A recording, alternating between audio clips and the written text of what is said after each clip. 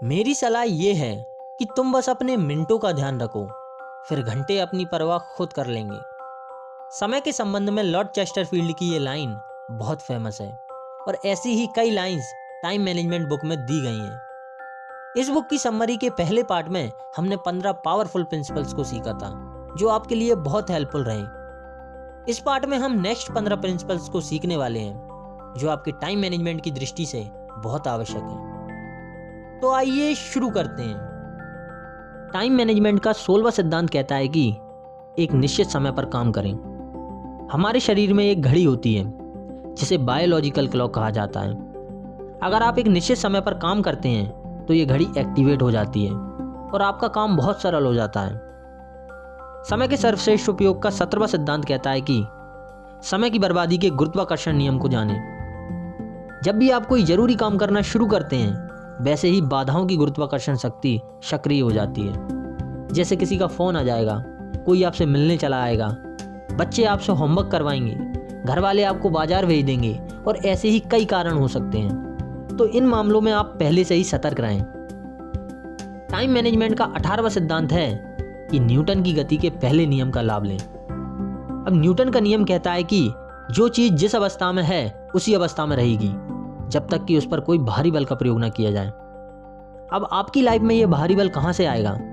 या तो कोई और अपने फायदे के लिए आप में चाबी भरेगा या आप खुद अपने काम के प्रति अनुशासित हो जाएं। भाई, पढ़ाई करने के लिए तो घर वालों की चप्पल से मोटिवेशन मिल जाता है, लेकिन आप जो करना चाहते हैं उसके लिए आपको सेल्फ मोटिवेटेड रहना होगा। टाइम मैनेजमेंट बुक का 19वां सिद्धांत कहता है कि यह महत्वपूर्ण नहीं है कि आपने कितने समय काम किया, महत्वपूर्ण तो परिणाम है। अगर आपके पड़ोसी के मकान को बनने में 25 साल लगते हैं तो क्या वो 22 साल में बनने वाले ताजमहल से सुंदर होगा? बिल्कुल नहीं, क्योंकि किसी काम को करने में कितना समय लगा ये महत्वपूर्ण नहीं है। दुनिया के लिए सबसे महत्वपूर्ण चीज है परिणाम। 20वां सिद्धांत कहता है कि तय करें कि कौन सा काम कब करना है। डैन मिलमैन, जो कि एक फेमस एथलीट हैं, उनका कहना है कि मैंने ये सीखा है कि हम कुछ भी कर सकते हैं लेकिन हम सब कुछ नहीं कर सकते, कम से कम एक समय में तो नहीं। इसलिए प्राथमिकताओं के बारे में सोचते समय आपका ध्यान इस बात पर केंद्रित नहीं होना चाहिए कि आप कौन से काम करते हैं, बल्कि इस बात पर होना चाहिए कि आप उन्हें कब करते हैं। टाइमिंग ही सबसे महत्वपूर्ण चीज है। समय के सर्वश्रेष्ठ उपयोग का 21वां सिद्धांत कहता है कि सुबह जल्दी उठें। टाइम मैनेजमेंट और एक अच्छे स्वास्थ्य के लिए सुबह जल्दी उठना आपके लिए बहुत फायदेमंद है। सुबह के 1 घंटे का काम आपके दिन के कई घंटे बचा सकता है। नेक्स्ट प्रिंसिपल कहता है कि 1 घंटा व्यायाम करें। जो लोग सोचते हैं कि उनके पास शरीर के व्यायाम के लिए समय नहीं है तो उन्हें देर सवेर बीमारी के लिए समय निकालना ही पड़ेगा। अगर आप अपने समय के एक बहुत बड़े भाग को बर्बाद होने से बचाना चाहते हैं तो डेली 1 घंटा व्यायाम करें। इस बुक का नेक्स्ट सिद्धांत कहता है कि टीवी के संदर्भ में सावधान रहें। एक सर्वे में पाया गया है कि लोग हर सप्ताह 17 घंटे टीवी पर बर्बाद करते हैं। दुनिया के सबसे महंगे ब्रांड अपने प्रोडक्ट का एडवर्टाइजमेंट टीवी पर कभी नहीं करते क्योंकि वो जानते हैं इन्हें खरीदने वाला व्यक्ति टीवी देखने में अपना समय बर्बाद कभी नहीं करेगा। 24वां प्रिंसिपल भी इसी का अगला भाग है और ये कहता है कि मोबाइल फोन का न्यूनतम उपयोग करें। मोबाइल की वजह से आज जितना समय बर्बाद हो रहा है उतना शायद ही इतिहास में किसी और वजह से हुआ हो। इसलिए ध्यान रखें कि सिर्फ आप मोबाइल का यूज करें, ना कि मोबाइल आपका यूज करने लगे। जिनके पास मोबाइल है उनके पास इंटरनेट भी है। और 25वां सिद्धांत कहता है कि इंटरनेट पर समय बर्बाद ना करें। IDC की एक रिसर्च में ये फैक्ट सामने आया है कि लोग हर सप्ताह 33 घंटे इंटरनेट पर बर्बाद करते हैं और ये आंकड़ा धीरे धीरे बढ़ता ही जा रहा है। इंटरनेट एक चक्की की तरह है जिसमें आप जैसा इनपुट डालेंगे ये आपको वैसा ही आउटपुट देगा। अब ये आपके ऊपर है कि आप इसका यूज करते हैं या फिर मिसयूज।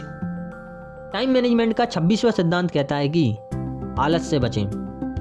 बेंजामिन फ्रैंकलिन की ये लाइन हमेशा याद रखें। आलस वह मृत सागर है जो सभी सद्गुणों को लील लेता है, इसलिए जितना हो सके इससे बचकर रहें।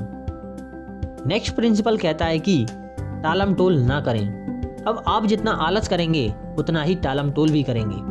कुछ लोगों के पास हजारों कारण होते हैं कि भी अपना काम क्यों नहीं कर सकते, जबकि उन्हें तो बस एक कारण की जरूरत होती है कि वे उस काम को क्यों कर सकते हैं। नेक्स्ट प्रिंसिपल कहता है कि अगले दिन की योजना बनाकर अवचेतन मन की शक्ति का लाभ लें। कई बार रात को बहुत सोचने पर भी किसी सवाल का जवाब याद नहीं आता, लेकिन सुबह होते ही अपने आप जवाब याद आ जाता है, और ऐसा मेरे साथ कई बार हो चुका है। ये सब अवचेतन मन की शक्ति के कारण होता है। अगर आप हर रात अपने अगले दिन की योजना बनाते हैं तो आप अपने अवचेतन मन की शक्ति का भरपूर लाभ ले सकते हैं। 29वें प्रिंसिपल के अनुसार बुरी लतों से बचें।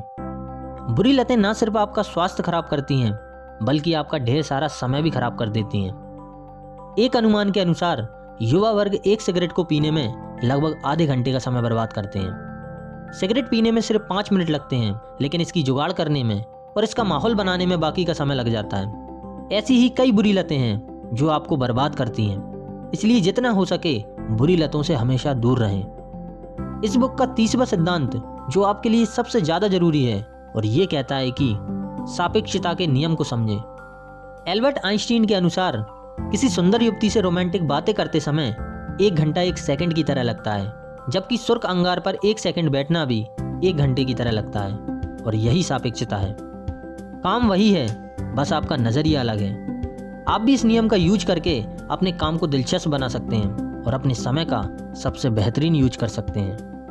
टाइम मैनेजमेंट के ऊपर डॉक्टर सुधीर दीक्षित की ये one of the best book है। तो शेयर करो ये वीडियो अपने उन दोस्तों के साथ जो हमेशा टाइम का रोना रोते हैं, और कमेंट करके जरूर बताना कि नेक्स्ट वीडियो में आप किस बुक की समरी देखना चाहते हैं। अगर आपने इस बुक का फर्स्ट पार्ट नहीं देखा है तो लेफ्ट वाली वीडियो पर क्लिक करो, नहीं तो राइट वाली प्लेलिस्ट आपके बड़े काम की है। और हाँ, वीडियो को लाइक जरूर कर देना।